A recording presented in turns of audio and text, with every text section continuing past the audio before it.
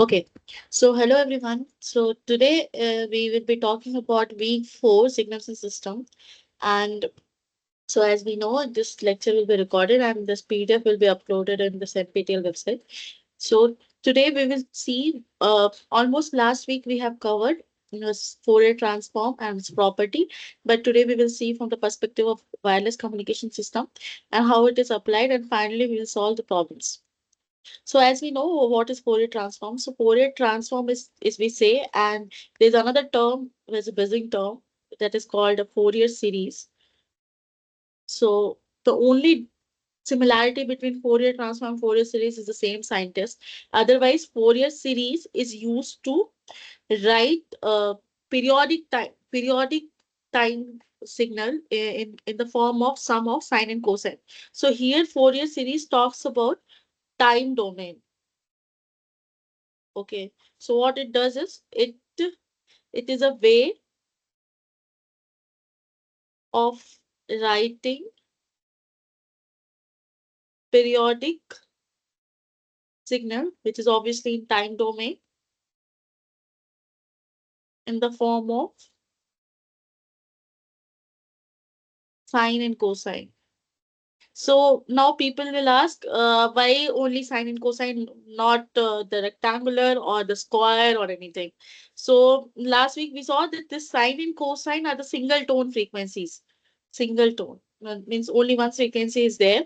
So which is very easy to store, and it's also bandwidth friendly. So if we say sine, it's just a impulse. Okay, cosine is just this one. So for a transform. So it's very easy. So that's why we write in the form of harmonics. So this time domain in the form of harmonics, which is a sum of sine and cosine and shows how many harmonics present. So that it does. Whereas Fourier transform, as we should know that it is the way of transforming the time domain signal to the frequency domain. Now you may ask why frequency domain transformation is required. So in practice, we are dealing with the physical signals, which by nature they are in analog form. Suppose we speak, that is analog signal. We the voice or audio, that is also an analog signal. So that signals are in time domain because we define that signal as a physical quantity that varies with the time. Okay, so this time domain signal to frequency domain, because we need to see their bandwidth, the spectrum analyzing, and we need to perform some of the calculations which becomes easy in the Fourier transform. So that we will show. Okay, so for example, we have the signal ft. So Fourier transform of ft will be f of omega is equals to minus infinity to infinity ft e power minus omega t dt. So that will go to f of omega. Now, what is f of f? Okay, and omega is equals to 2 pi r. So that is minus infinity to infinity f of t e power minus j omega t dt. Okay, and if we do the inverse Fourier transform, so how it will look like?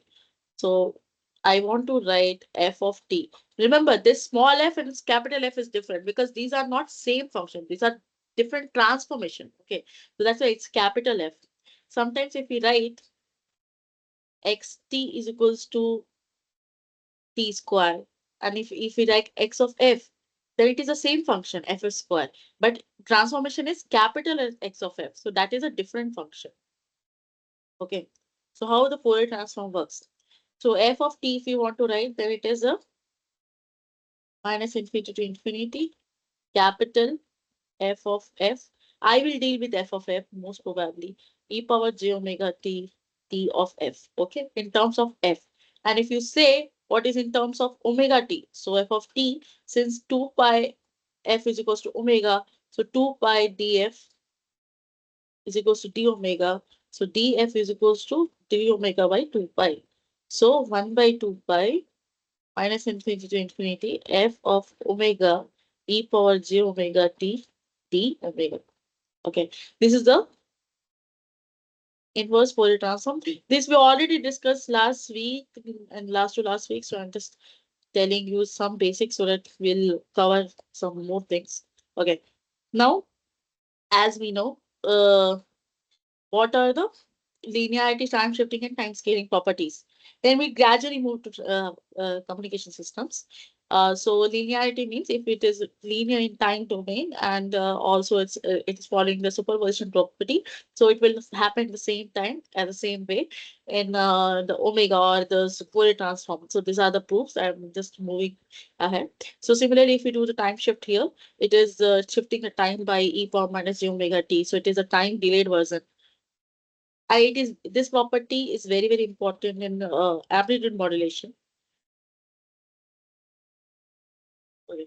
Similarly, if we do the derivative property, and there are lots of questions on the properties on NPTEL week 4. So you have to remember some of the properties and derivation also you should remember. How to follow the derivation, you have to follow like this. So last week also I explained some of the properties. So see, suppose you have derivation of ft, then it is of j omega f omega.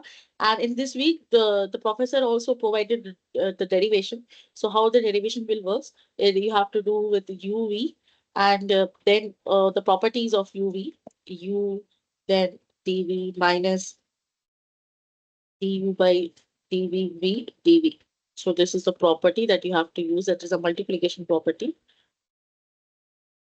Okay, so integrating by parts, and you finally get this particular thing. Okay, suppose now why Fourier transform was important. Suppose this is a convolution property.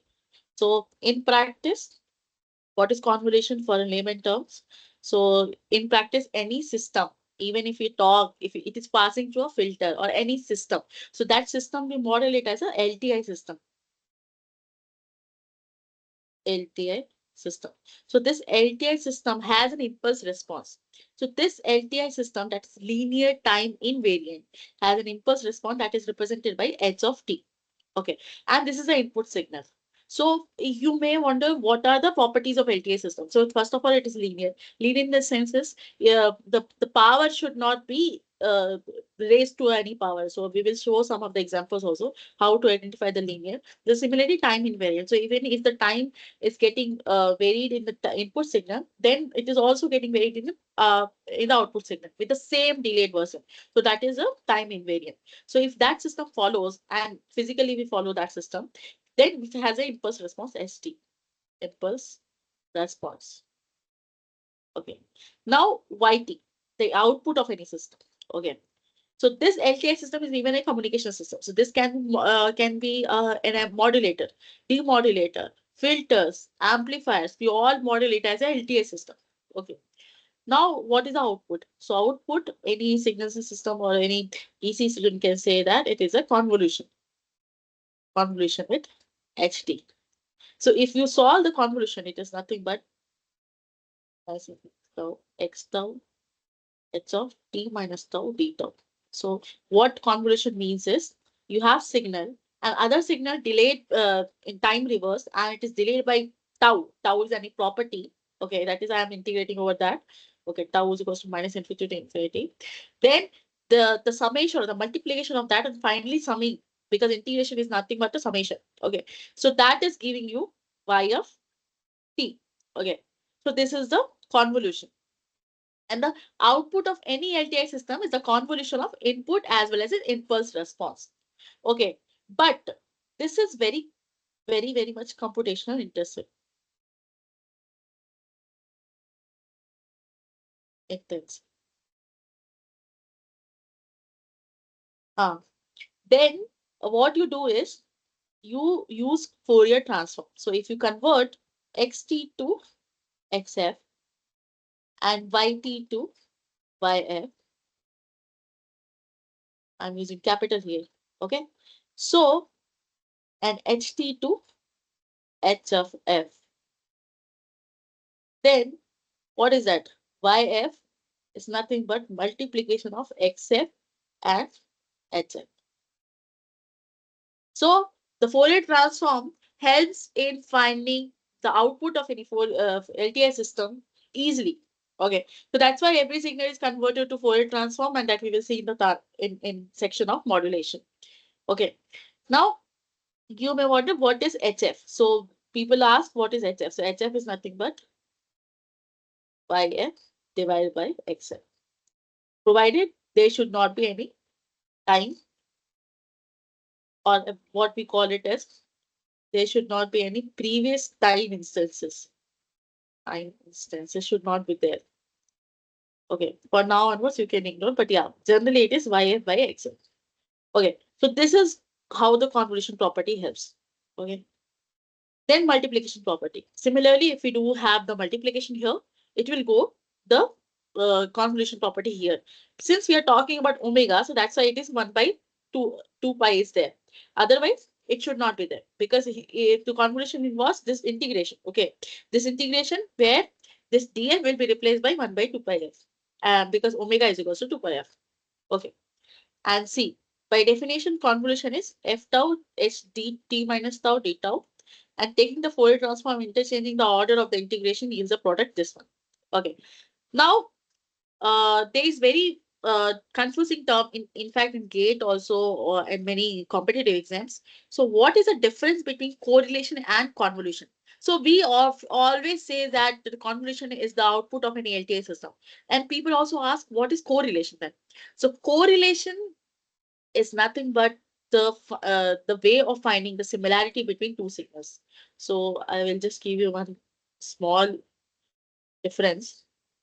And okay, so as we know, xt convolution with yt is nothing but minus infinity to infinity x tau yt minus tau d tau. And if we say xt correlation with yt, then it is minus infinity to infinity, and that comes as function of, suppose, correlation of tau. Okay, x tau y t minus tau, and this is dt. And this will come as a function of convolution output as a function of t. So whenever you are integrating with tau, that function will come here as a t for the basic maths. Whenever you are integrating with t, the function will come as a tau.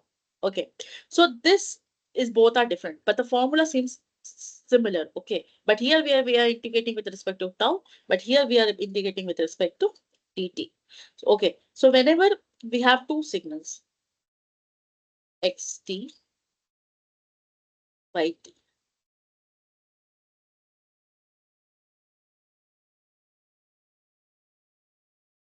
Okay, so the examiner will ask you, uh, if you want to find how similar are these two signals, then you have to go through this formula. And if you want to find these as an input to the LTI system, then you have to go through this formula. Okay, so this is the difference between correlation and convolution. And one practical also, can you say what is correlation between sine and cosine signal? This is out phase. This is in phase. How in phase, out phase? Let us draw simple sine and cosine.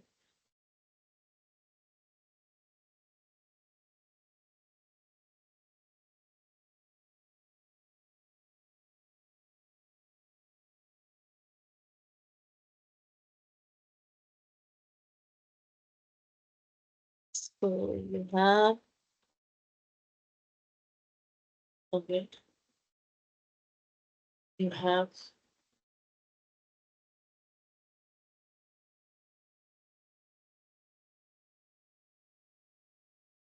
drawing it closely. So this correlation between these two signals, anyone?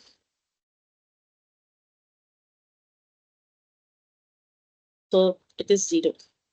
There's no similarity because whenever you are doing the multiplication, it is cross cancelling. Okay, negative for positive, negative positive, and it will cross cancel. And this correlation in vector form or the vector form, it is also called inner product, and that is help to find orthogonality between two signals.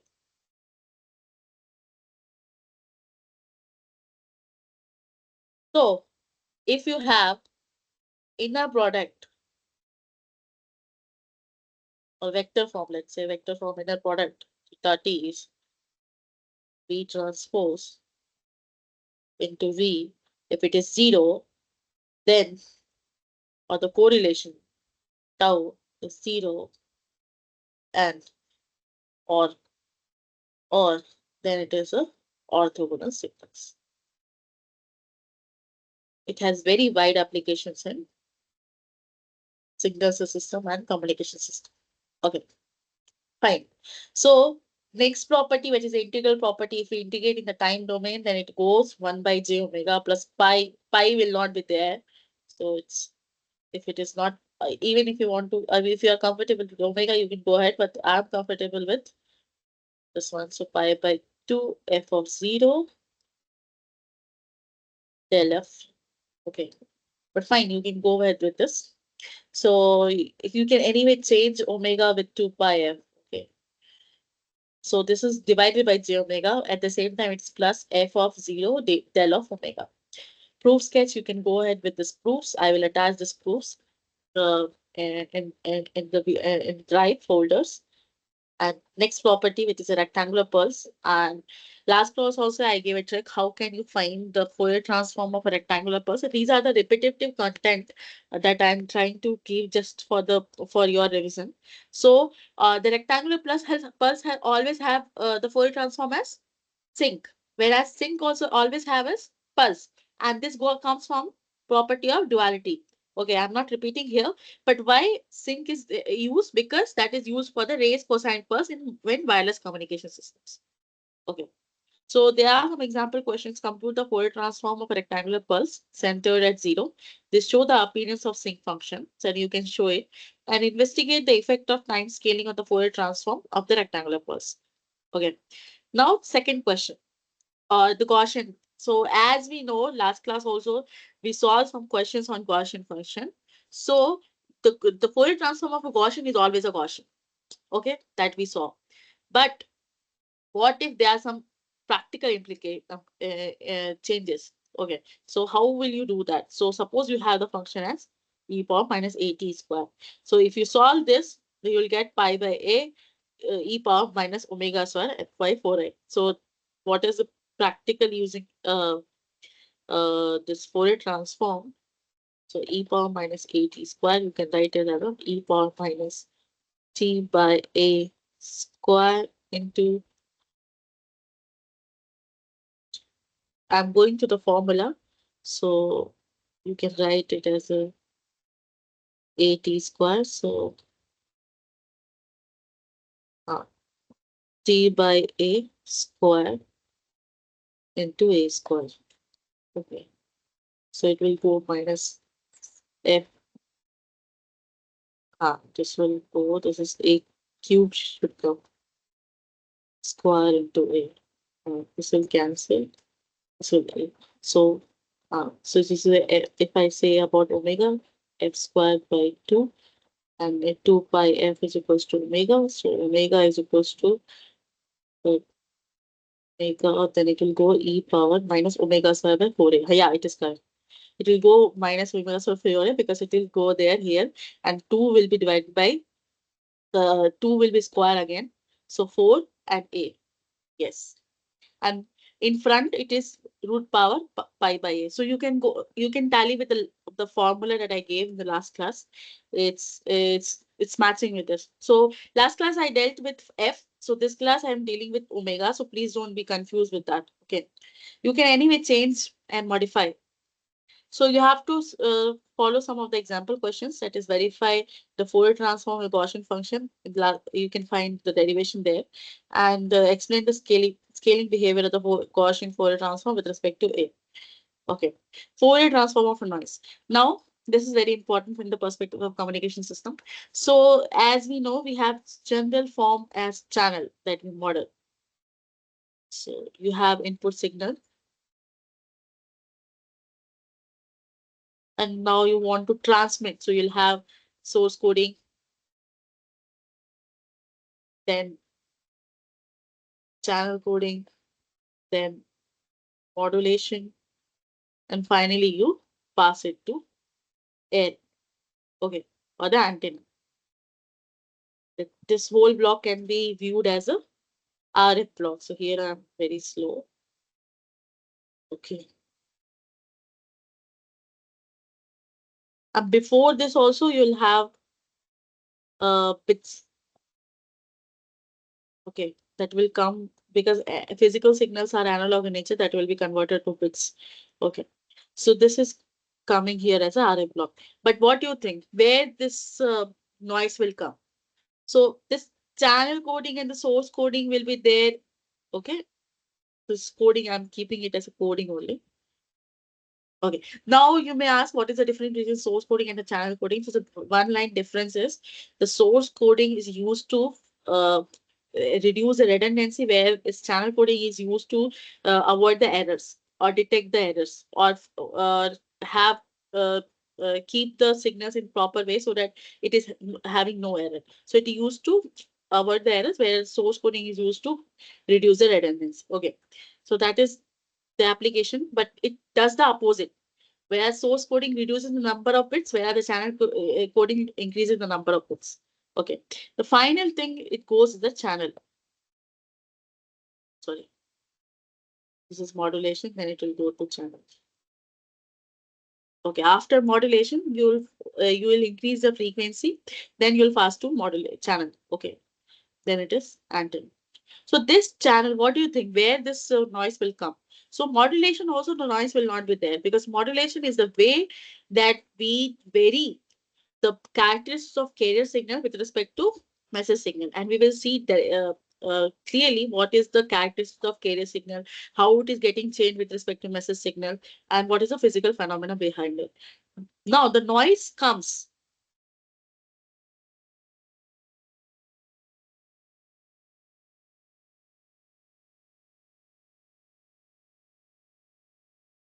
Just a second.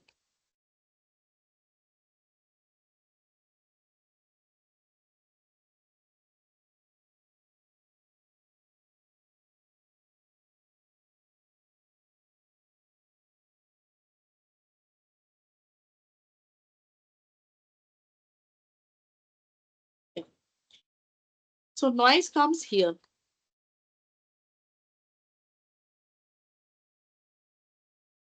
Okay, noise comes here. So the basic noise is known as white noise, that has cost constant spectral density, that is S of omega is equals to n naught by 2. But in practice, if you see the simulators where we model different types of noise, so it's not only the white noise, it's also the red noise or Brownian noise. Okay, the difference between the Brownian and the white noise is Brownian noise is the integration of white noise. White noise. Okay. So mathematical insight is the every noise has the autocorrelation that we set. Okay. The autocorrelation is the way of changing the power spectral density. Okay. So suppose if we say I have this noise, or if I have this voice. So my voice is quantified by my loudness. Okay. Similarly, the noise is quantified by its power spectral density. And the inverse Fourier transform of power spectral density is autocorrelation, that is in time domain. So that we set. Okay. So this autocorrelation, if you see in your simulators and all, then the noise is associated with the autocorrelation that we can change by ourselves. Okay. If autocorrelation is more, suppose the noise quantification is more, or the actual dB is more, then obviously it will affect the channel property accordingly. But sometimes somewhere we require more noise also. Okay, because it has capability of a communication system that uh, one can take. Okay, so as I told, this is the power spectral density, is a Fourier transform of autocorrelation function, that is n naught. Okay, so power spectral, often in gate subjects we might have seen. So this is S omega, this is omega, this is n naught by 2. Okay, the constant power spectral density. And sometimes n naught by 2 is another represented by capital N naught by 2. Sorry, capital N naught. So that's why it is n naught. Okay. So example question, you can derive the power spectral density of white noise from its autocorrelation function, analyze how linear filter alters the spectral content of the white noise process. So as I told, there are different types of noise. First of all, white noise. So the power spectral density is constant, as I told. Okay. The colored noise. So for example, why it is white? It is white because it affects all the frequencies. Okay. So it is affecting all the frequencies. It is frequencies in same way. So, or if you combine all the colors, it will look like a white color. So that's why it's a white noise. Similarly, the colored noise, the pink noise has, suppose, this particular power spectral density. So how it will look like? One, this will look like this. Okay. This will look like this. Similarly, impulse noise. It is modeled by sporadic large amplitude impulses. Then the different types of noise. These are the different types of noise. One other noise is Brownian noise. And based on these noise, we model the channel. Okay, because these noise are affecting the channel. So there are different types of channel also. We'll see that in the later classes. So mathematically derive the PST of white noise. So how will you derive? First of all, you have to take this R tau, then find the autocorrelation function. Then it is definitely this n naught by 2. Okay, and this is written wrong here. It should be n naught by 2. Okay, impulse response on a LTI system. So as I told, the impulse response ST is the output when the input is delta T. Okay, so that we can define because even if you do correlation, as we know, this is LTI, this is output YT, and this is XT, and this is HT. So YT is nothing but HT convolution with XT, isn't it? And if you replace XT with delta T, delta T. So what is the output? It is HT only. Okay. So that's how. So the impulse response. So this impulse response, HT, is the output, is the YT's output when the input is delta T. So that is a property of impulse function. Okay. It's there in the first class. So the output of a system when it is the input is delta T.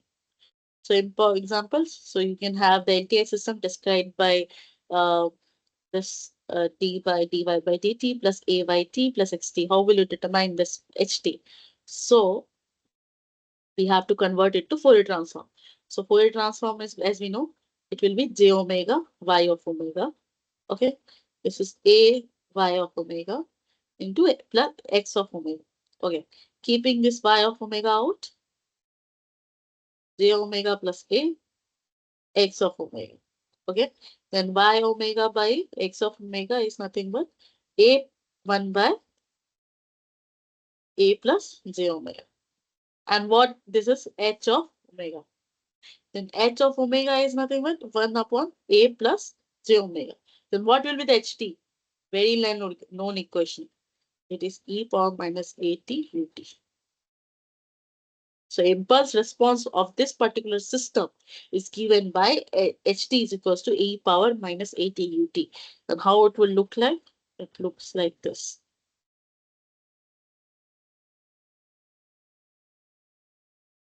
Why I multiplied with at ut? If you solve the formula, you'll get that answer. And I have solved for many times about for this particular equation. It's very well known. Okay. So since it starts at greater than t equal to 0, so one of the reason for it multiplied by 80, and it is also having impulse magnitude response and phase response. Okay, that we will see. Okay. So now we have passed the signal or the message. So how we might pass the message? First, we get the message, and in order to get the message, it has to pass. It has to follow the OSI layer. Okay. Once it gets the message, then it has to do the source coding. Then it has to do the channel coding. Then it has to do the modulation. Okay. Then it will go to the channel. Then Then after this channel, when it has received, so first of all, it will do the demodulation. Then it will do the source channel decoding or the channel detection. Then it again opposite source encoding. Okay, so source decoding. Finally, it will go to the actual receiver. But do you think that it will receive properly? No. So what we do is it is the received signal will be passed to a filter that is a masked filter. So what it does is whatever noise is added here, it will try to reduce it. So what it does is masked filter, that is just a simple LTI system only. Okay, it tries to maximize signal to noise ratio. Okay, so since noise is downwards, so it will minimize the noise. Okay, so the basic formula for match filter is whatever signal input this is having, the HT will have S integration minus T plus T. So in gate subject, we have this derivation also. I'm skipping here because this was not taught in the class. So this is just a way to find the signal that is matching to the actual input signal, so that you will get the exact uh, message whatever it was desired to come. Okay, sometimes we don't get, and because of the varying channel nature, time varying channel nature, and various reasons, we will not get. So match filter is applied there. Okay, so there are some little proof for maximizing the SNR. You can have, suppose XNR is integration with ST dt square. One can find the optimal ST, that is a time reverse complex conjugate of ST. So it is a time reverse complex conjugate of ST. Okay. So suppose in gate question, it comes with so many times. Suppose you have input ST. After match filter, what will be the output YT? So how will you find the YT? You have to, since you know, the HT has an impulse response of, what is impulse response? It is K S conjugate, or since S is X here, conjugate minus T plus T. Okay. So let's draw this HT that I can write is a K minus T minus T. Okay. And let's say T is what? T is a time, this width. T is a width of this particular signal. Sometimes it's different also. If it is not specified in the question, you can assume this T here. So I'm keeping 4 here, or let's see 2 here. Okay. So T minus T, as we know, how it will go? This is T, let's say 2. Okay. So T minus T, 4 plus 6. It will go 6 here, and 2 plus 2, 4 here. So this is X T minus T, because it is advancing. Sorry, delaying. How it is delaying? Can you tell us? See, firstly, it started at this two time. This is time, okay? Now it is delayed by 2. So it will start at 4, isn't it? Then it ended at this particular 4 interval. Okay. But since it is delayed by T or 2, so it will stop at 2, 6. You can assume it in the form of train. So train was supposed to come at 8 a.m. Then it came at 10 a.m. So it was delayed by 2 hours, isn't it? So that is the physical significance. Now, if you do this time reverse property, so how will it looks like? X minus T minus T. It will be minus 6 minus 4, isn't it? Okay. And yeah, so conjugate. So what is a conjugate? Since it is an even signal, so it will not have the conjugate. Even signal means it no J component is here. So it is not conjugate is also the real X conjugate of T is equals to X T if it is real. Okay. Multiplied by K. So this is K. Okay. This is K. So this is HT. K. So this is actual HT. And if you do convolution of HT, convolution of XT, then you will get Y. And this is left as a homework for you. I can do here, but it should be very clear. Convolution of this particular triangular signet is very, very easy. It will be what? It will be a triangle. Okay, it will be a triangle. How? A triangle or trapezoid, it will be based on the input and output. So minus 6, let me do only. Minus 6 plus 2, minus 4, minus 4 plus 4, 0. So it will be like this.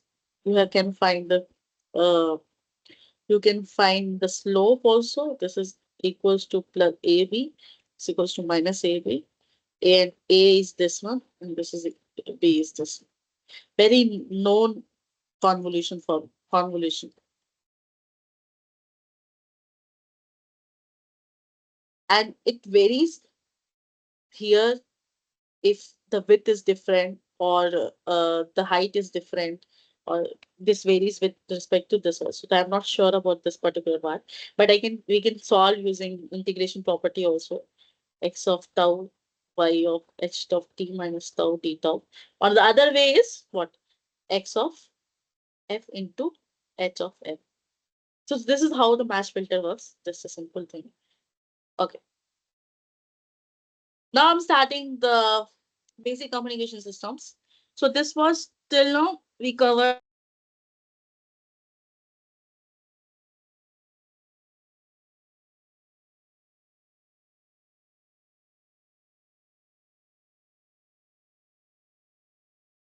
yeah. So block diagram we say we have source encoder that again channel or source encoding. Modulator, then it goes to channel, the demodulator, then decoder.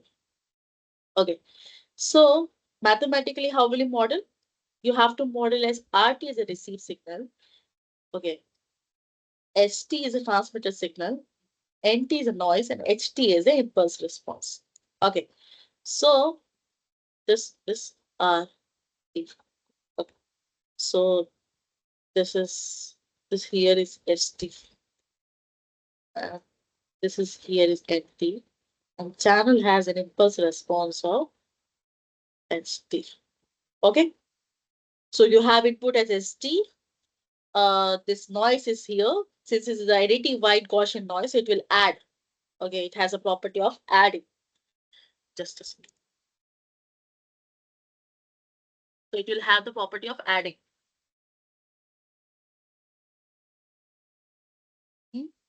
And why RT is a receive signal. So for a given modulated signal ST, so as you can see, it is a modulated signal ST.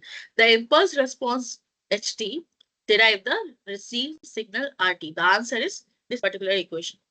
Then question number 2, derive the error probability for simple binary communication systems. So error probability in the sense is, if you are doing the modulation as binary, so what is that? BPSK or two symbols. Okay, since it is a binary, 1 or 0. If you are doing modulation for particular property, a particular modulation scheme, what will the error probability? So how will you calculate that? We will see. Now the question arises, what are the different types of modulation? Simple basic communication system as we know. Now, you should remember a basic electronics communications. A person should know this particular thing by heart. Modulation types. So, okay, let me start very basic. Signal. So this can be of two type. What type? Analog or digital. Okay, and this can be of two type. continuous, and discrete. Remember, all physically occurring signals are analog in nature.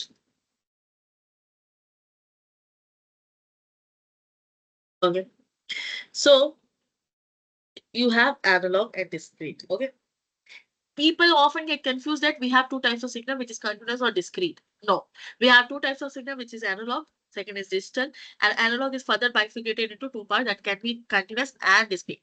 So, in fact, when I admitted in a PhD program, they asked me what is the difference between discrete and digital. Okay, so I will tell you. So, analog continuous means here we'll have continuous time signal. You have the values for it every time interval. Okay, when you discretize in time, okay, so it becomes discrete time signal. That is also analog. Okay, when you discretize in amplitude also, then it becomes digital. Okay, so when you discretize in time as well as amplitude, then it becomes digital. So it is coming after discrete. You're doing quantization, then it is a digital. Okay, so basically from analog, you have analog because we already have this type of signal in nature. We cannot have it, generate digital signal in practice. So we have this A to D conversion that gives you digital. It doesn't give you discrete. Okay, discrete will give you how you will get discrete signal from analog through sampling. Okay, so firstly you have analog.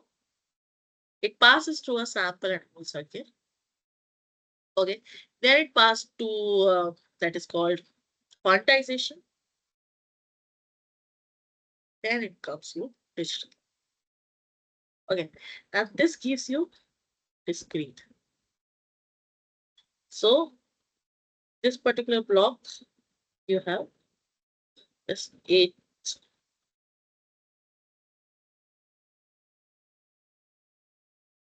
A to D. And this is often very frequently used in communication systems. Okay. Okay. Now, this is a basic signal. Now we have this type of signals. Now, next what? Source encoding. I just want to, since the signals are there, source encoding is actually the way to reduce the redundancy. You have lots of messages. You want to send in a proper redundant, you want to send the message in a proper way so that it requires less space. So if A comes twice or thrice, so you'll represent with this different symbol or you will give different probability. Okay, the highest probability you will give. Similarly, two suppose another word, another letter comes, so you'll give the less probability than that. Similarly, this hierarchy will come. So that is called the Hoffman coding. Okay, so this source coding is there. Then after that, you will do the channel coding. So I'm leaving this part, channel coding, the LDPC coding, and different types of codings are there. That is a turbo coding, LDPC coding, polar coding. Okay, so for the in-phase and out-phase components, you can just see in shared text. Okay, next I'm talking about modulation. That is very, very important as a part of physical lab. So you have how many types of modulation? So since we have two types of signal, so also we'll have two types of modulation. Okay, because it varies with the signal, isn't it? So modulation,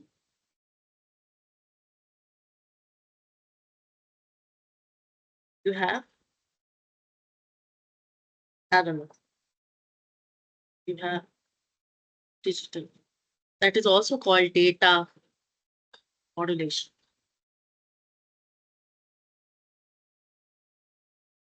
So this analog is again divided into three parts: AM, PM, FM. Amplitude modulation.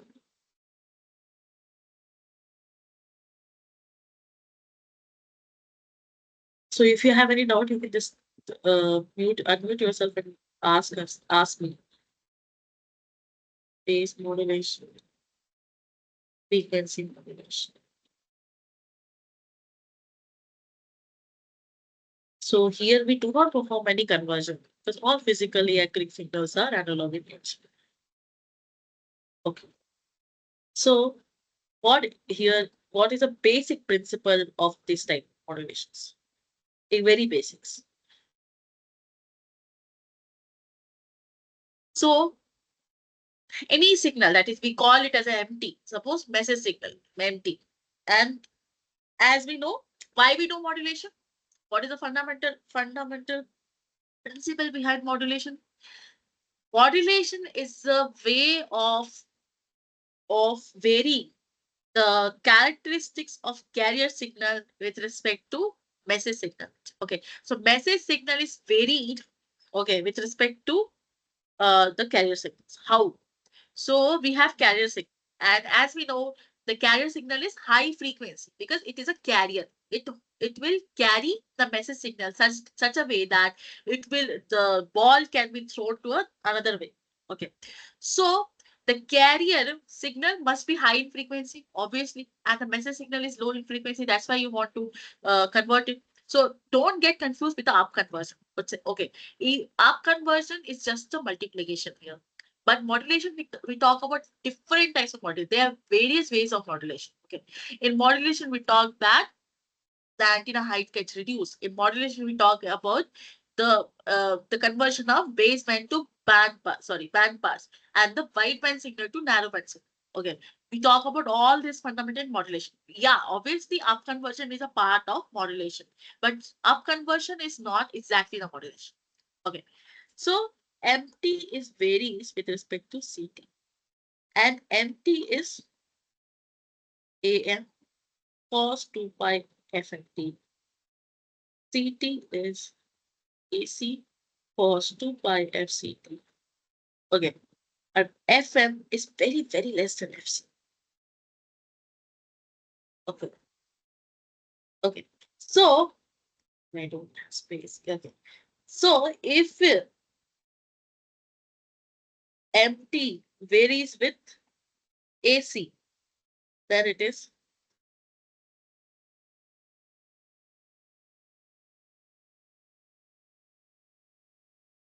AM.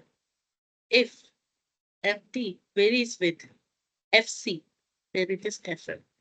If MT varies with proportional to this theta, FCT plus theta, then it is PM. Okay, so you have phase. Whenever the characteristics of carrier waves is varied with respect to message signals, so on AC, or the amplitude of the carrier is varied with respect to message signal, or the frequency of the carrier signal is varied with respect to message signal, or the phase of the carrier signal is varied with respect to message signal, then these types of modulations are called a analog modulation. And here we are not converting the analog signal to a digital signal, and then we are performing 8 types of modulation. Okay, so this is a modulation. Then AM, FM, PM. I will go into detail of each type of modulation in the next class. Today, I am giving it a brief and the basic calculation and some questions. Okay, so modulation, what it does, first, obviously, up conversion. It does.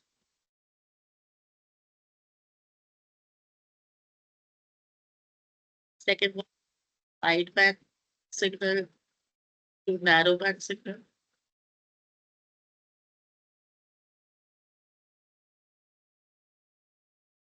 It's a principle that varies characteristics of carrier signal.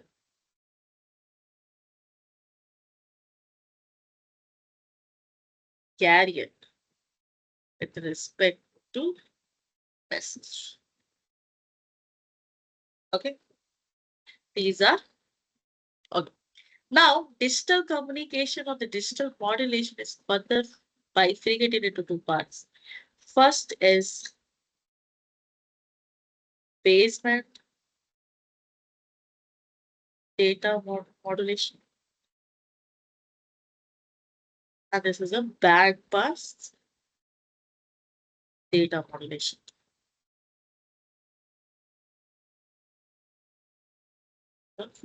Modulation.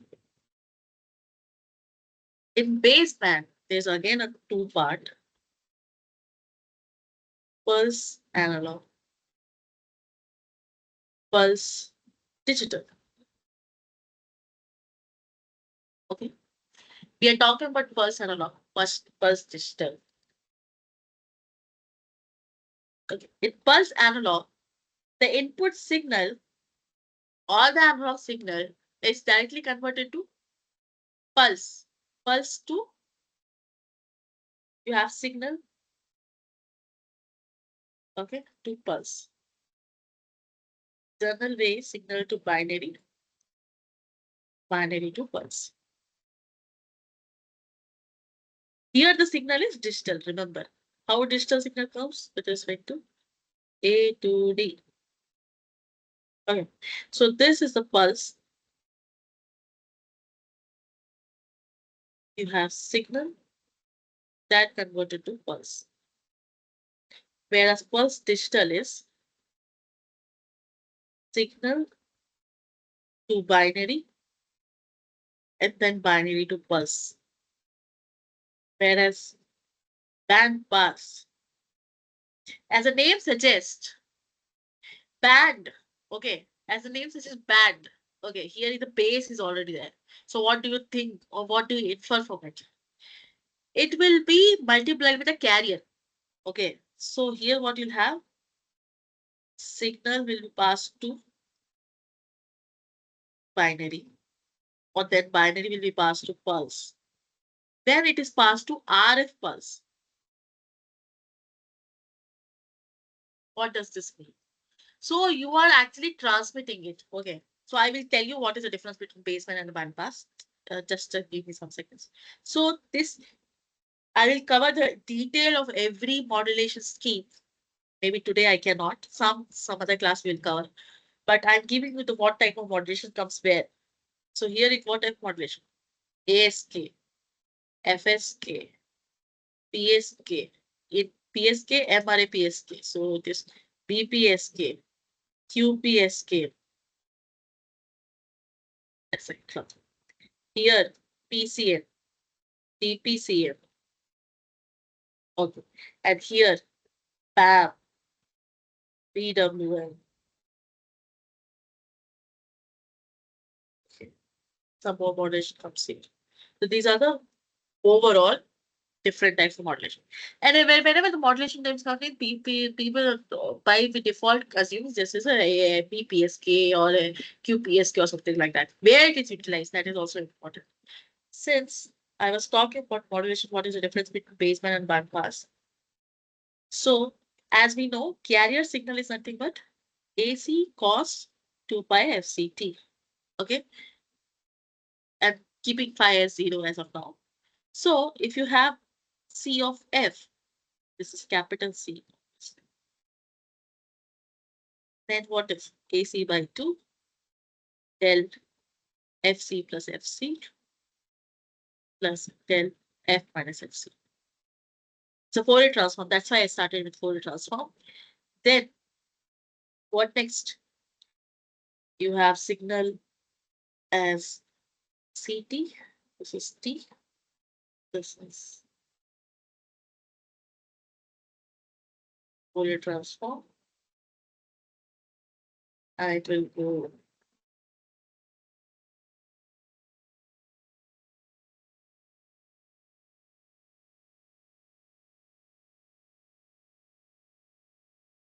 this way. Capital C F. This is F. This is T. Okay. Whenever any signal is multiplied, okay,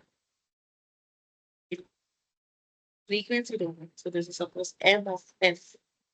Message signal in the frequency domain is F. That is multiplied with C of F.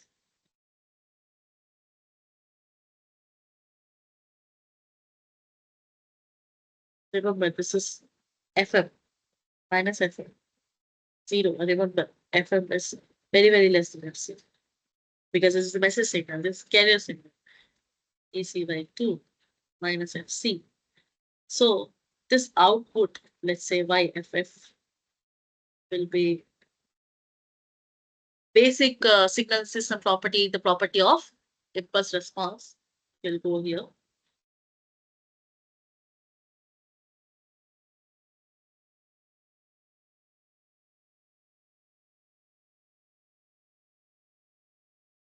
This will go, 0 will go here, FC, FF plus FC, FF minus FC. This will go minus FC, minus FC plus FF, minus FC, minus FF.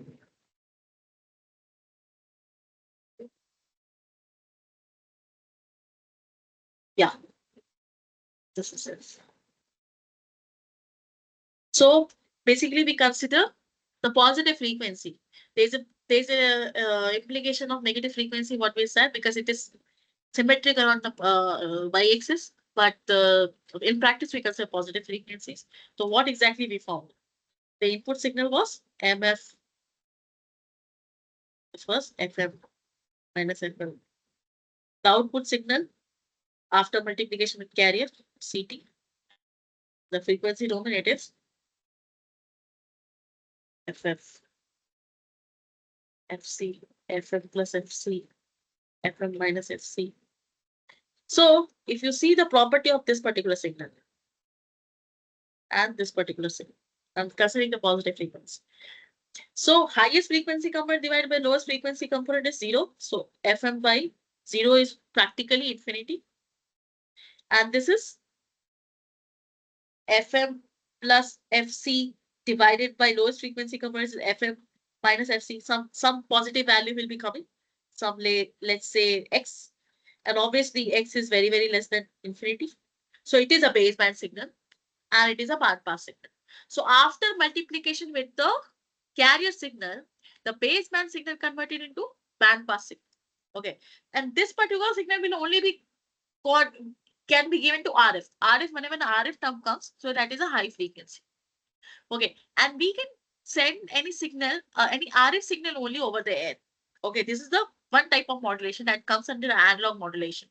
Sorry, that is the amplitude modulation, and that is the which type of modulation it comes? It is double sideband suppressed carrier. So carrier is not there. So only this type of signals are there. I will cover very deeply about all types of modulation. But as of now, I just gave one example, double sideband suppressed carrier. That is a type of analog modulation. And in that analog, it is a amplitude modulation. Okay. So in practice, this is a baseband signal and it got converted to a band pass signal. Okay. After modulation, you are converting the baseband to band pass. That is for sure. Now, what do you think? The input signal is wideband because in practice, the input signal is getting wideband. Okay. More band is there. Whereas output signal is narrowband. That's why the modulation converts a wideband signal to narrowband signal. People get confused and get lose marks and gates. So that is very important signal. The modulation converts wideband to narrowband. Okay, so that's why whatever modulation we are doing here, we are doing with a baseband. But here we are also converting to RF pulse. So after pulse, we are transferring to RF pulse. How will you transmit to RF pulse? By multiplication with the carrier or the carrier signal. So once we have digital binary 101010, that is, then it is passed to CT. Then it is have this, that is this. Okay. Here, this will come here. Okay. This will come there. So that is the basic implication and the formula that we have to take care. And here you have different types of signaling. So you have different signaling, NRZ signaling or Manchester encoding, different type of encoding in case of ASK, BPSK, FSK, and BPSK. Okay, whereas if you not have this type of encoding because you are not transmitting through RF pulse. Okay, so I hope you got some idea about the modulation, what is going through. Okay, but I'm not sure if you don't know a basic normal thing. If you're not from the background, if you if you get something or not. But even if you have doubt, you can just let me know. So the basic amplitude modulation, in analog modulation, you have amplitude and FM. So these are the formulas. I will go through this with proper formulation, uh, formulations and derivations also. Before that, I would like to cover some of the questions.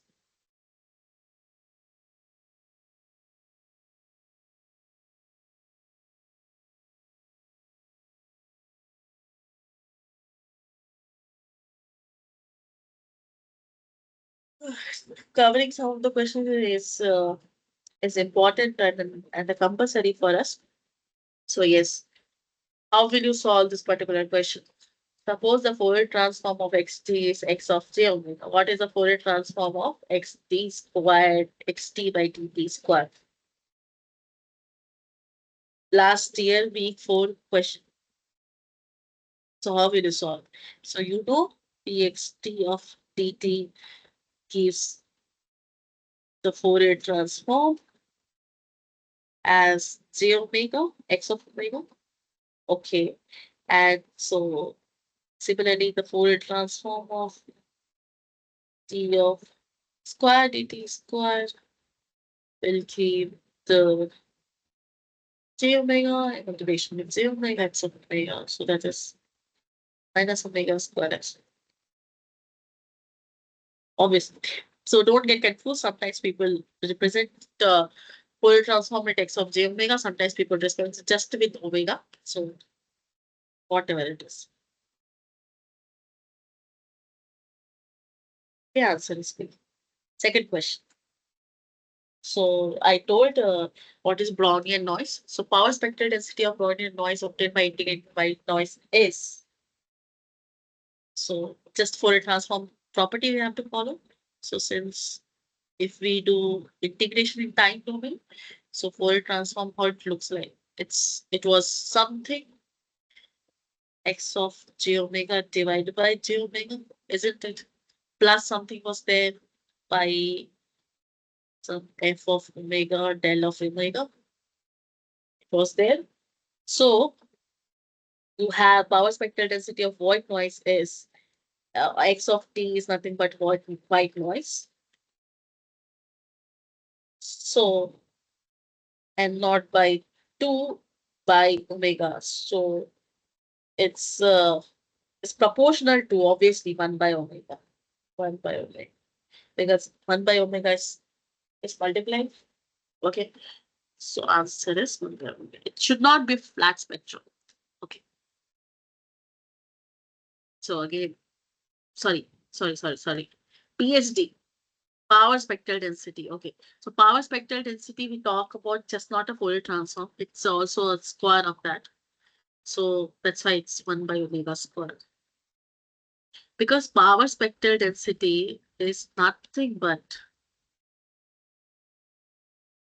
energy contained on Fourier transform. Okay. So, so how will you calculate energy? Energy is nothing but minus infinity to infinity x of t squared dt Fourier transform. Okay, since you will square it, so again it will be 1 by omega squared. It's a solution I can go through that. White noise has a flat BST. Okay. Brownian noise is a time integral of white noise. Integration in time corresponds to 1 by j omega. The frequency domain, therefore PSD, which depends on the square magnitude. Okay. Is multiplied by 1 by omega. Okay. Okay. This particular question. How is the Fourier transform of a continuous time signal xt is given by which of the following statements is true? How will you solve? Imaginary, purely imaginary. In the last class, we already saw this particular properties.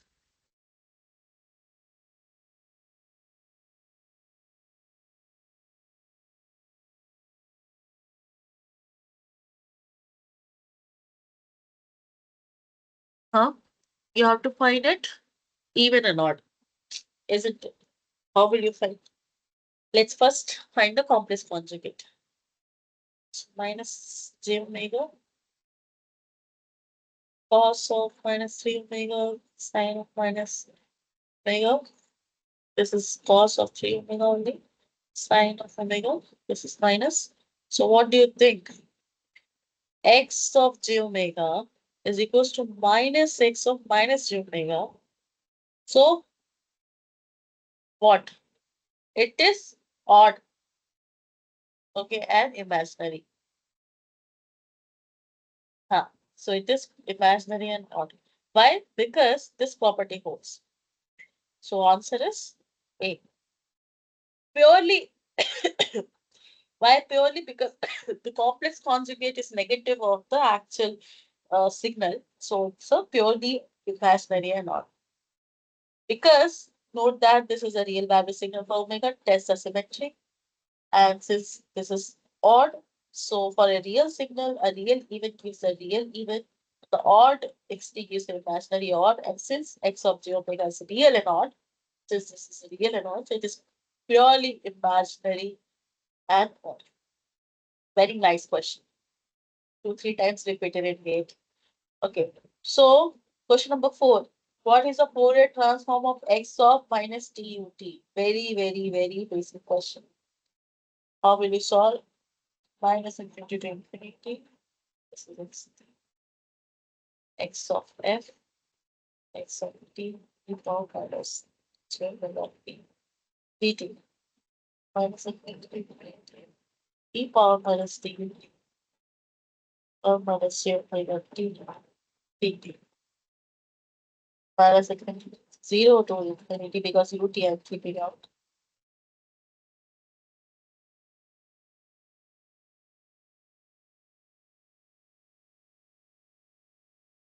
And if you solve this, you'll have x of f is 1 minus is there 1 plus j omega.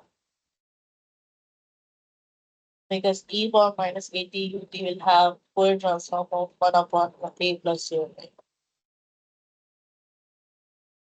Answer is A. Going through this, solving, integrating. How will you integrate? You know, j omega, 0 minus 1 plus j omega, 0 to infinity. It's very simple. Still, I'm solving for you. Okay. E power minus infinity is 0. Okay. Then minus is cancelled. 1 plus j omega. And this is e power 0 is 1. So 1 plus j omega.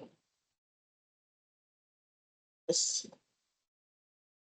Question number 5. Let yt is equals to xt in conjugation with ht. Then what the conjugation of the time derivative of yt. So how will it look like?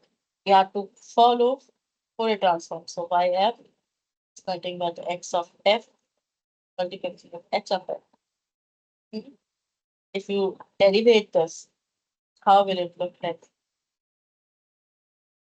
Any idea? You cannot derivate the both components. So what I'm trying to do is, yeah, you can have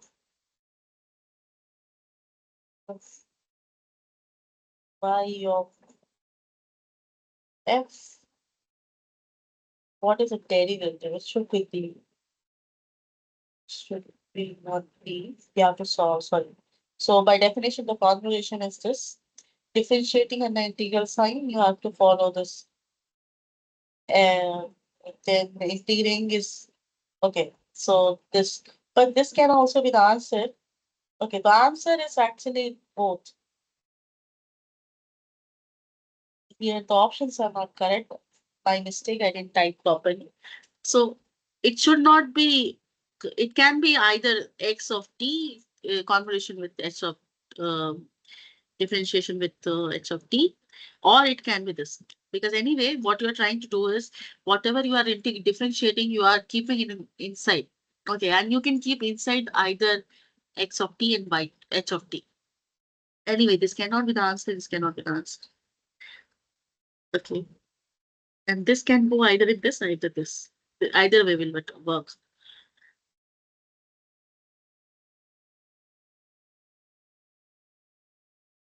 If differentiation is this way, obviously we can just multiply j of omega.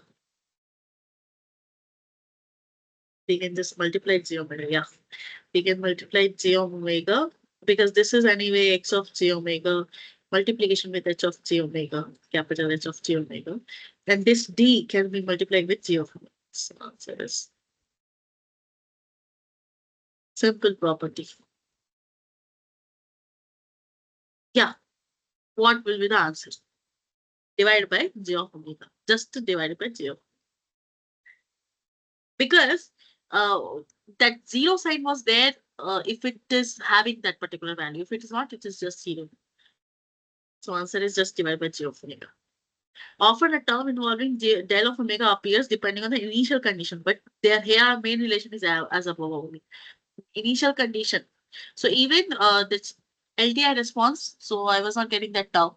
So we say h of omega is equals to y of omega divided by x of omega when initial conditions are zero. Okay. In practice, it should be the case.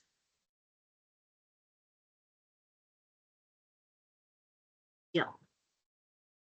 So for determine the Fourier transform of a signal,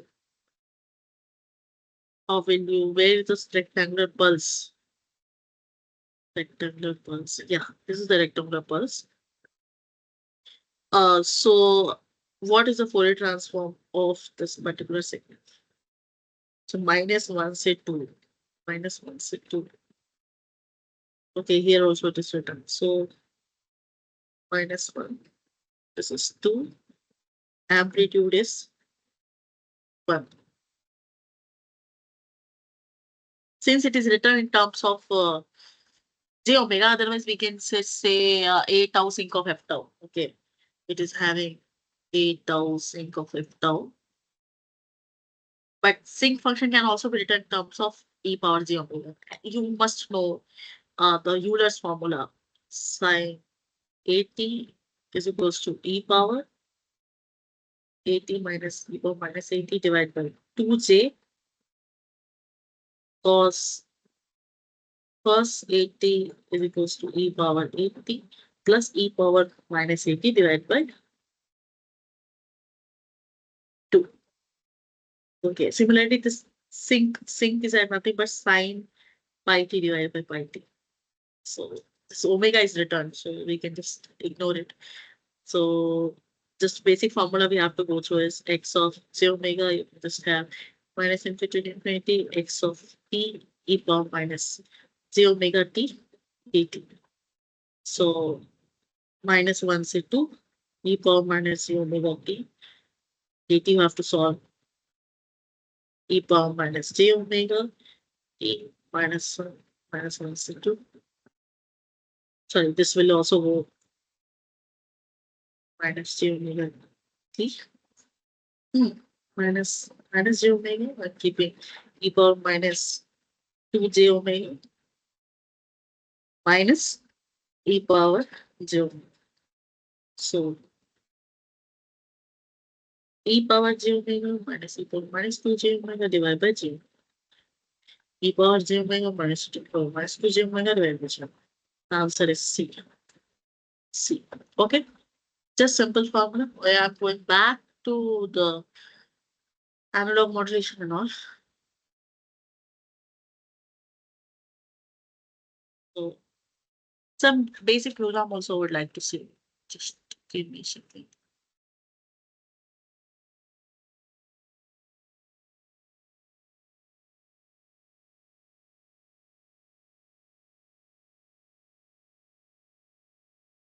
So I hope my screen is visible.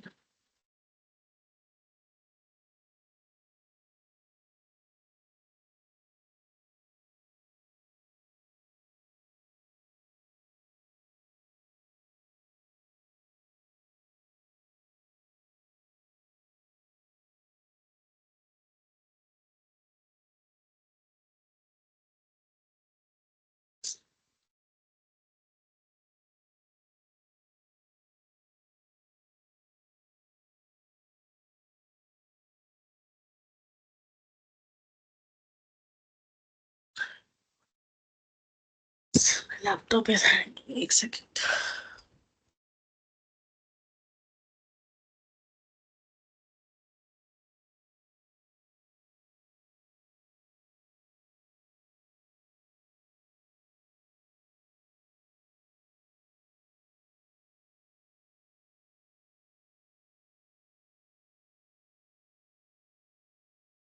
Okay, so I am trying to show you some basic formula.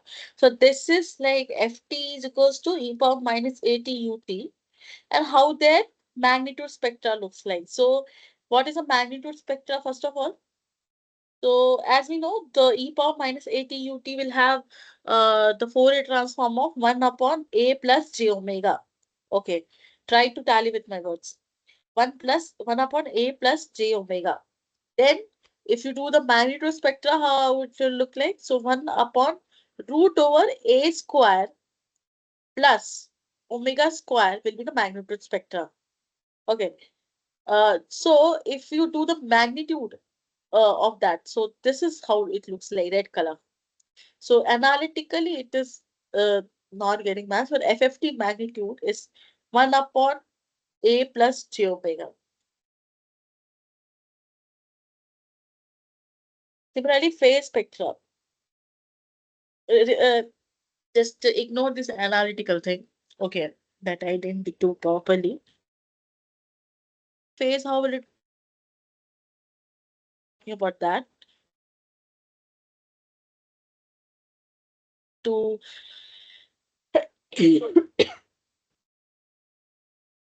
minus 3. Okay, where with respect to omega. So derivative property, you can see here both the things. Uh, so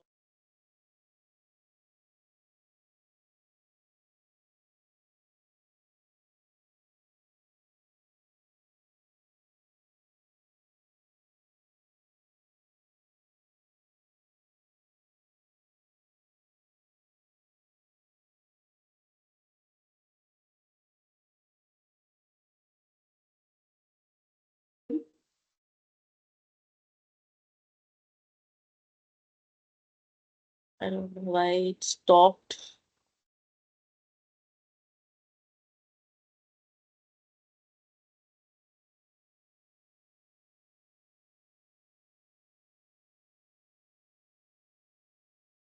Maybe internet is not working.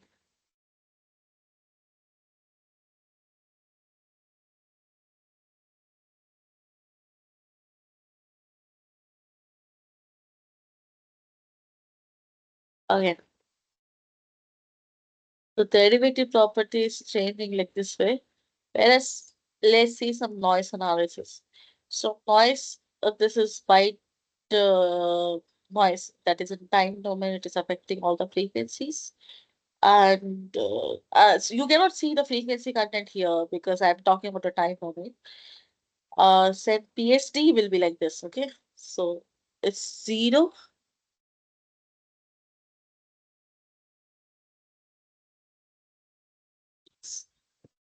It's 0 till 0. Then whenever it first started, here it's almost same.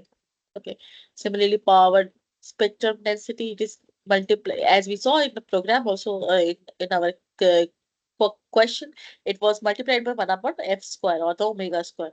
So it's multiplied with 1 omega square, and that's why it is giving somewhat parabolic curve. Okay. And this is a Brownian noise, how it looks like in the time domain. It's like this. It's with the time it's increasing, whereas it's almost fluctuating the white Gaussian noise. And the white Gaussian noise even is there in the small electronic components. There everywhere. Okay. So there are some AM signal, so amplitude modulated signal. So as I told, the amplitude of the message signal with varies with respect to carrier. So amplitude is varying. You can see, okay. Whereas AM signal spectrum, that spectrum if I'm talking about, that is in the frequency domain. So it is giving you two peaks. Okay. Two peaks at FC. So you can just determine what is FC. So FC, wherever the peak is happening, that is FC.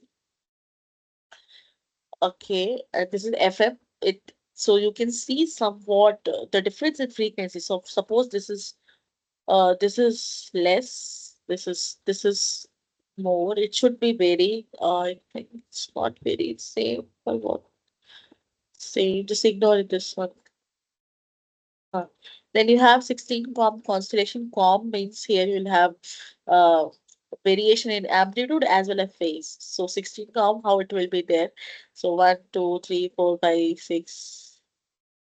It should be one point should be here. So I tried simulating. It's somewhere it's wrong. So mass filter also rectangular pulse filter after receiving it's like this. So after suppose this is the just one rectangular pulse after receives once it is transmitted and it is transmitted to a channel, this noise gets added and this is a received signal. So after match filter this is giving somewhat like this. So this at least this this red color is better than this noisy output, but obviously it is not safe. But you have to check or you have to provide this that I told now that is K multiplication with S conjugate minus T plus T, capital T. So this T you have to uh, take very properly or something like that. So hmm. So time shifting, suppose is there. So it's similar also, same. So time shifting, if it is happening in omega, so it is numerically like this, and it is the theory. It is multiplied by this e power minus omega t naught. Time shifting Fourier transform phase. It is shifting like this. Theory and phase. Sorry. Time scaling. So if it is scaled, so as I told you, if it is A is greater than 1, so compression happens. And if A is less than 1, then decompression happens. So it is since it is greater than 1, so it is compression. Uh, then these are the properties that already got covered previously.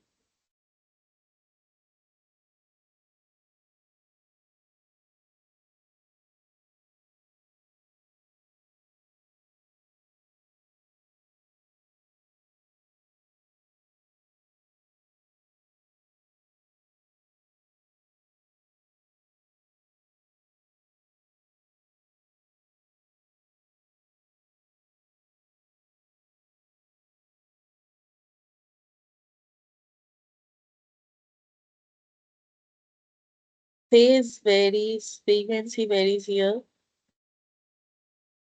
So I will tell you what is the difference between PM and BPSK, analog digital.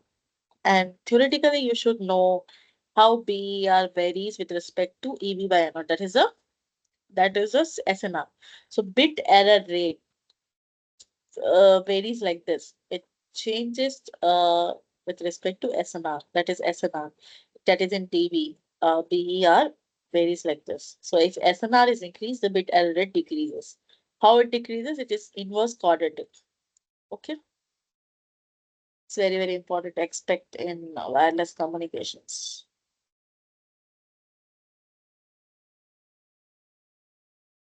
So far, if you have any doubt, you can just tell me. Uh,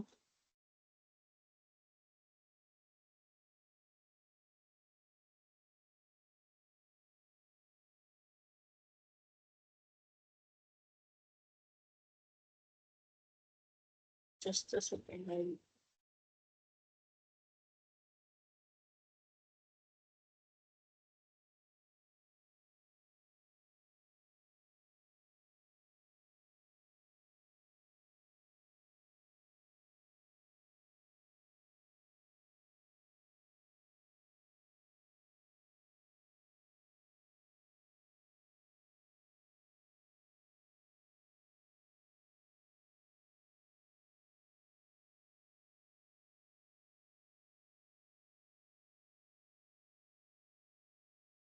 Chaitanya,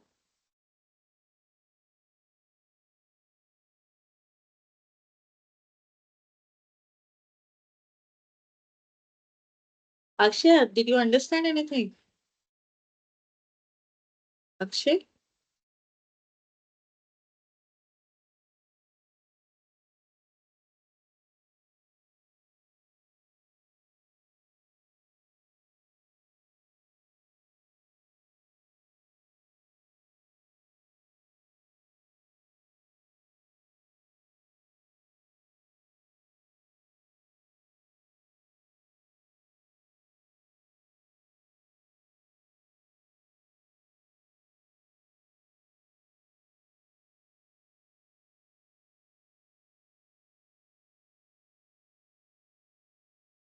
Okay, so I have covered the content of week 4. Okay, types of noise, different types of Fourier transform techniques, their properties, and the questions related to that. So I have covered the last year week 4 questions and some their properties also through code. Okay, now I'd like to take few minutes break, then I'll come back. Just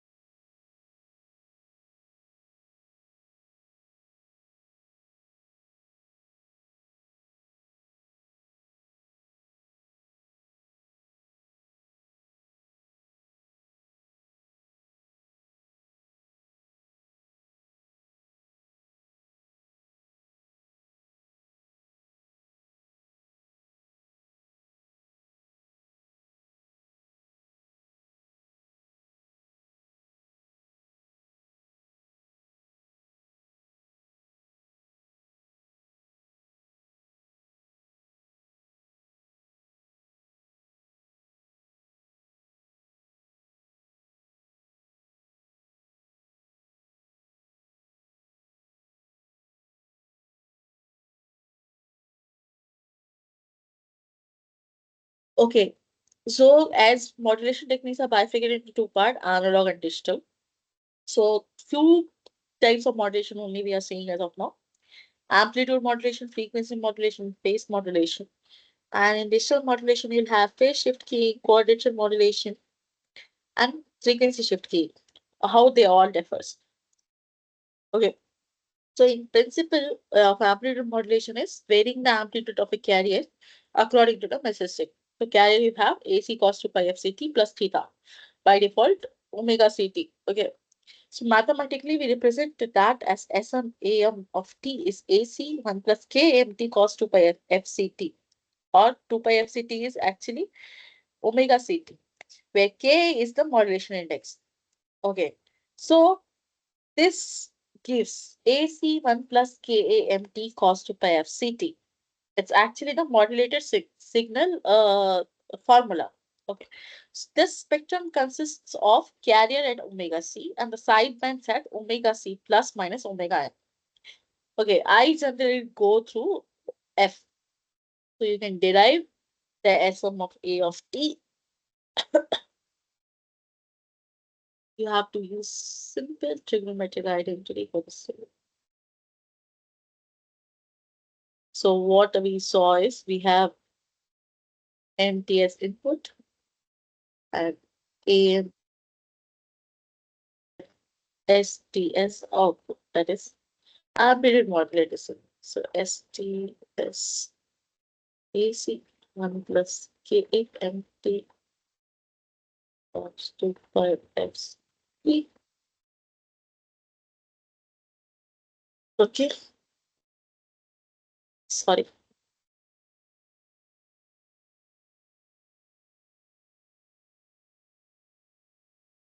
Since it is amplitude, so amplitude of this previously the amplitude of carrier was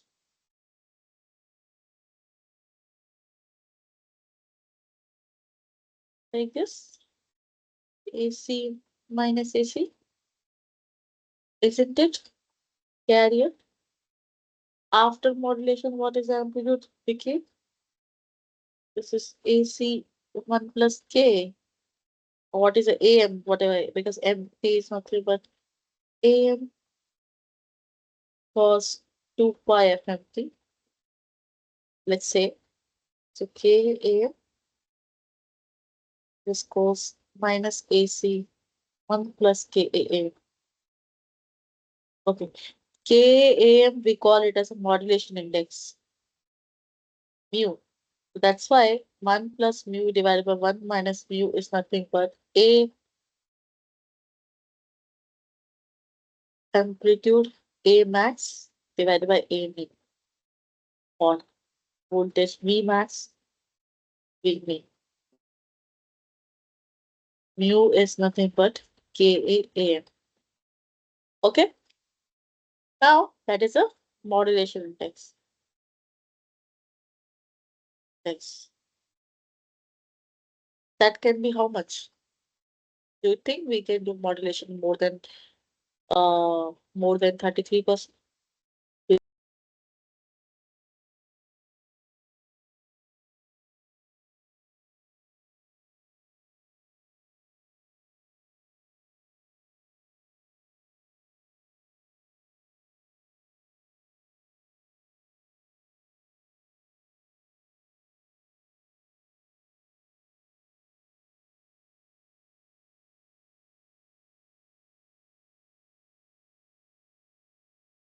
Oh, I was muted. I didn't knew that.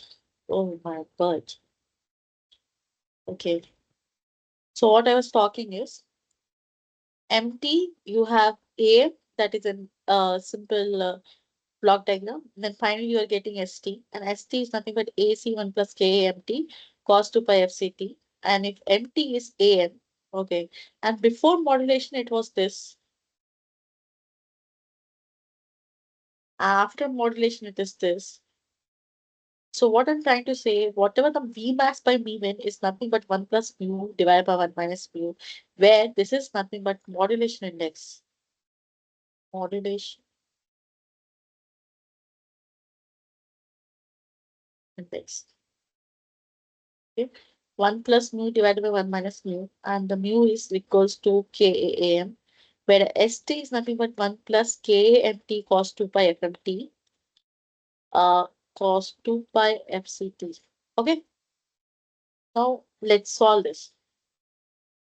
AC cos 2 pi FCT plus A plus KA ACAM cos 2 pi FMT cos 2 pi FCT, then AC cos 2 pi FCT plus KA ACAM by 2. Okay, this is cos 2 pi FM plus FCT plus cos 2 pi. Since FC is greater than FM, so FC minus FMT.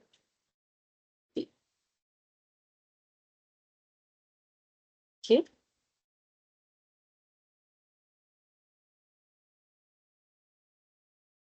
Okay, so AC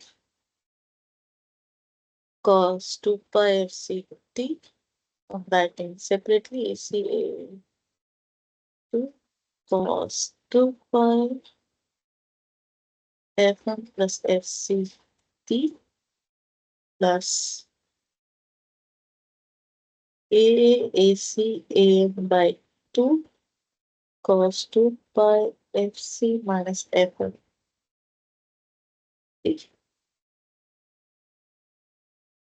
Isn't it?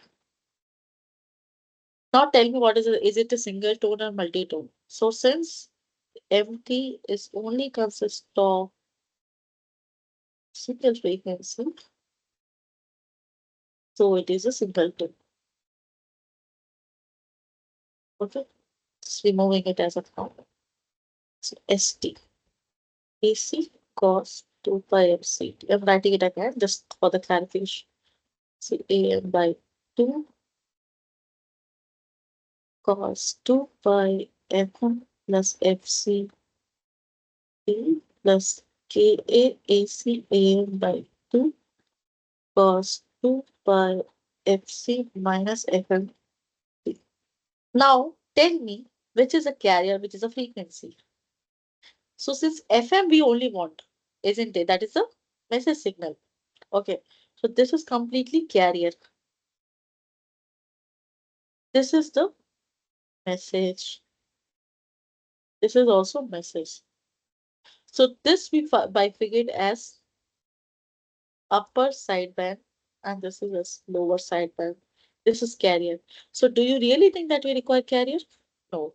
So if we remove that carrier and keep it these two terms only, that is called double sideband suppressed carrier. Okay. If we remove the carrier.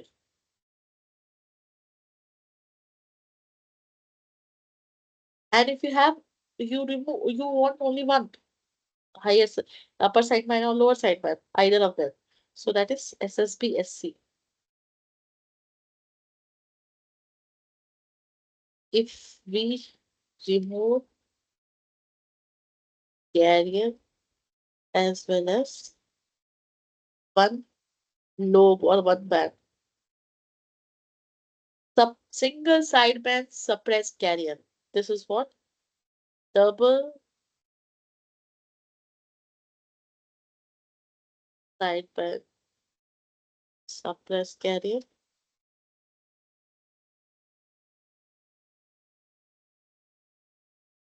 This is single sideband suppressed carrier.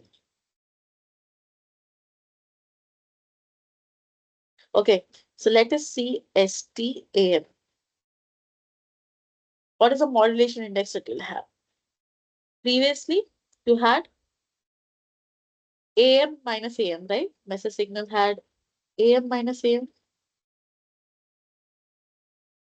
because MT was AM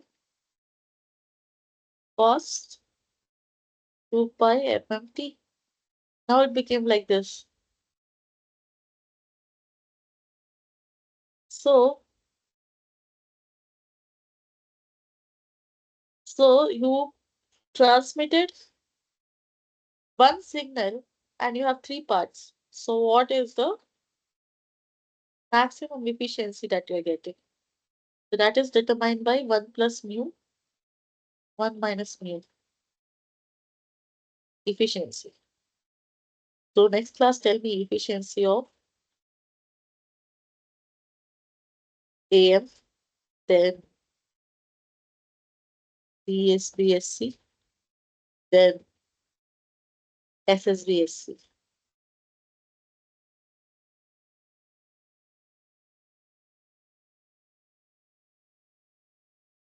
I will tell you the spectra and I will end the class. I don't know whether you are understanding or not. Uh, so suppose you have MF like this, message signal. After doing the amplitude modulation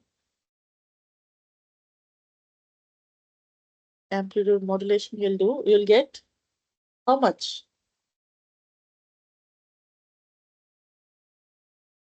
You'll get carrier at FC,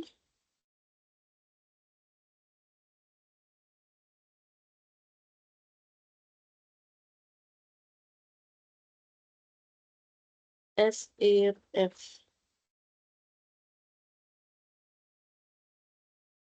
AC by 2, AC by 2.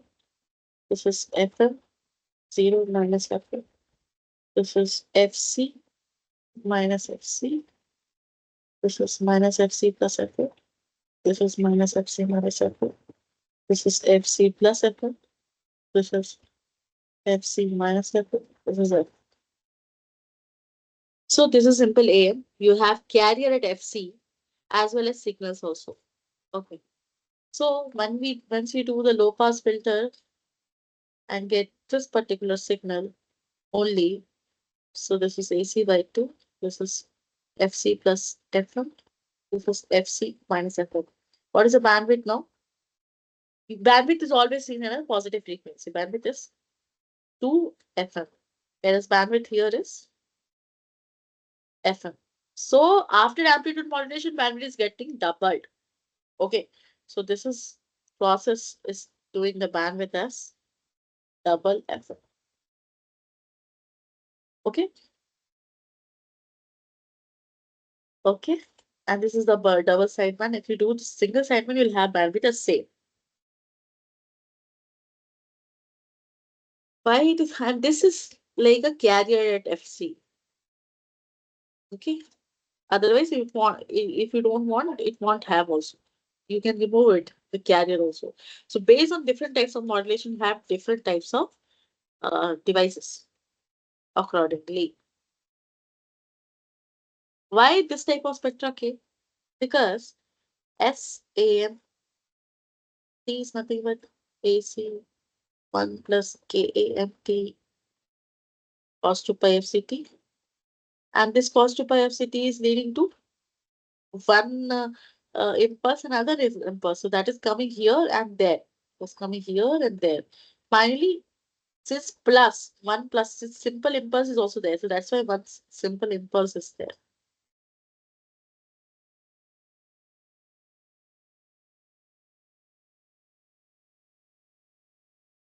So this is all about the amplitude modulation. Okay, the frequency modulation that varies the instantaneous frequency of the carrier in proportion to the message signal. So carrier had three types, AC cos 2 pi FCT plus pi, right? So if you vary the AC, it will come AM. And if you vary the FC, it will come FM.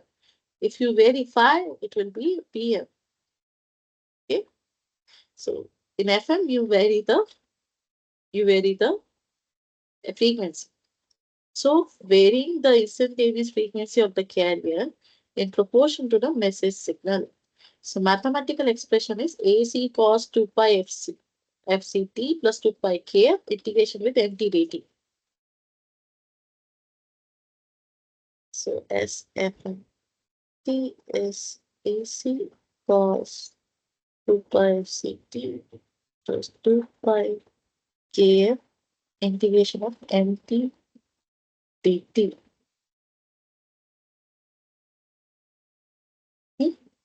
Because here you are varying the frequency 2 pi K. K is a frequency sensitivity. K was amplitude sensitivity. Now, spectrum contains infinite sidebands, approximate bandwidth given by Carson rules. Okay, so the bandwidth after the spectra will be 2 del F plus FM. Okay, what is a del F? Del F is KF max of, because anyway, you're changing it the bandwidth. Okay, 2 del F FM plus FM, and del F is KF max of MT. Max of MT. Then what exactly you are doing here? Example problem is you have to derive the instantaneous frequency and identify the significant sideband. So by Carson's rule, you have particularly, I will explain everything in the next class. I don't have much time now, but the narrowband frequency modulation and wideband frequency modulation will have infinite widebands. In that case, you cannot just have the bandwidth as infinity. You have to approximate the 2 del F plus FM. Similarly, PM. So PM here you'll have uh, directly varying the phase of the carrier signal according to the message. So SPMT AC cos 2 pi FCT plus KPMT 2 pi KF integration MTDT is not there. So you can just 2 pi KF integration of MTDT is equals to KPMT. Okay. So if you have, you can just relate this. If you differentiate the frequency component, frequency modulated signal, you'll get this KPMT, and where KP is nothing but equals to 2 pi KF. If you'd after differentiation, because this will go. Anyway, you are adding here only, right? You're adding here only. So after, if you differentiate this particular signal, and if you equate Kp is equals to 2 pi Kf, then you'll get after frequency modulation, if you differentiate and equate Kp is equals to 2 pi Kf, you will get what you will get? You will get frequency phase modulation from frequency modulation. That's very interesting to note. Okay. So PM is closely related to FM with proper integration. So if we have PM, so what I told is, if we have Fm, okay, and if we differentiate it, and then you'll and equate it as a Kp is equals to 2 pi Kf, then you'll get Pm. Similarly, if you differentiate, integrate Pm and integrate and keep K, keep what? Kf is equals to Kp by 2 pi. Kp by 2 pi because you have Pm, so you have Kp obviously. So how will you find the Kf? Kf is this. And since you have Pfm, so you will obviously have Kf. So how will you find Kp? So Kp is 2 pi Kf. Then you'll get Pm. So very nice relationship that people ask about Kp and Fm. Okay. So digital modulation, if we see some simple forms of digital modulation, transmitting the digital data by varying the phase of a carrier. Okay, this will comes into band pass modulation. Okay, if you transmit the digital data by varying, because here you have digital data that is 1 zeros and it is transmitting to pulse. Finally, you are transmitting this pulse to higher frequency. Then only you have to modify with RF. They are multiplying with RF. So you can so that you can transmit. Okay, you can transmit finally. Otherwise, you cannot transmit a simple pulse. You have to multiply. That's why it's coming RF pulse. We are transmitting the RF pulse. And how we are transmitting the RF pulse? By multiplication or varying the phase of a carrier. Okay, so it is similar to analog modulation, but here the input is digital data. Okay, you will have the first analog to digital converter, you will have pulse, the pulse encoding, then finally you will do the, once you get the pulse, you'll have the multiplication with the RF pulse and you'll get the BPSK. Suppose SPTPSK is nothing but AC cos 2 pi FCT plus pi B, because here you're multiplying with a pulse. Okay, pi b is b 0 to 1. So constellation diagram is the 180 degrees in phase and out phase. This is just in phase. Derive the error probability. Okay, similarly, we'll have here you can also have where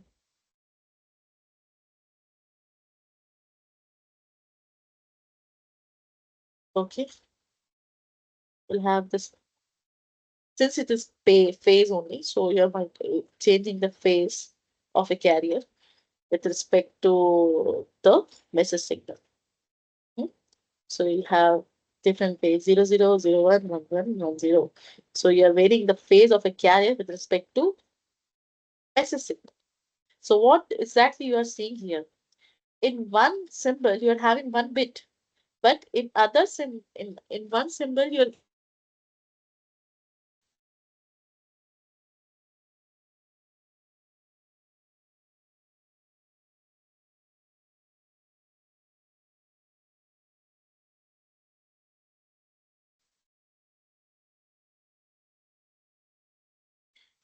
in one symbol, you're able to transmit 2 bits. Okay. Then digital modulation. By combining the amplitude and phase, you want to transmit more bits in one symbol. Okay. So combining amplitude and phase to transmit multiple bits per symbol. So IT cos omega ct minus qt sine omega ct, where I and q consider discrete amplitudes. So 16 where 16 constellation points are integrated. Okay. We we'll cover all the remaining things in the next class. Thank you so much for joining. Stop here because I'm not sure whether you are understanding the basics or not. But I hope whatever I explain you got the basic fundamental and the principle behind it.